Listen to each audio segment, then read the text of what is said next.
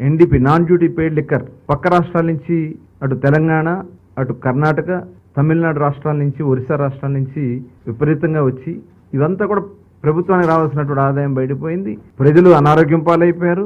Illicit liquor కూడా విపరీతంగా పెరిగిపోయింది. ఇవన్నీ కూడా పరిశీలించిన తర్వాత గౌరవ ముఖ్యమంత్రి గారు ఒక బెస్ట్ పాలసీ, గతంలో కూడా 94 తర్వాత అప్పుడు ఉన్నటువంటి విధానాల్లో మార్పులు చేసి దేశంలోనే ఆదర్శంగా నిలిచింది. ఆ రోజున దేశంలో ఉన్నటువంటి అన్ని రాష్ట్రాలు వచ్చి ఆంధ్ర రాష్ట్రంలో చూసి ఎలాంటి పాలసీ అమలు జరుగుతుందని ఆ రోజు చూశారు. దాన్ని కూడా దృష్టిలో పెట్టుకుని ఒక బెస్ట్ పాలసీని తయారు చేయడం కోసం మా కమిటీ సభ్యులందరం కూడా డిపార్ట్మెంట్లో కూడా వాళ్ళు కూడా అధ్యయనం చేశారు.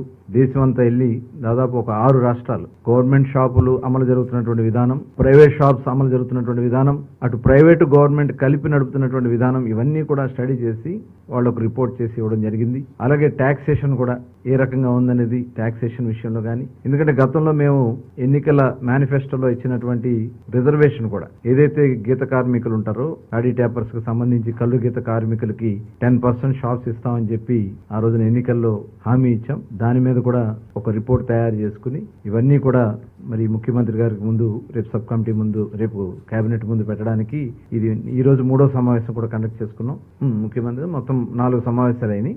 రేపు కేబినెట్ ముందు మా ప్రపోజల్ దీన్ని మరి పెట్టాలని చెప్పి నిర్ణయించుకున్నాం.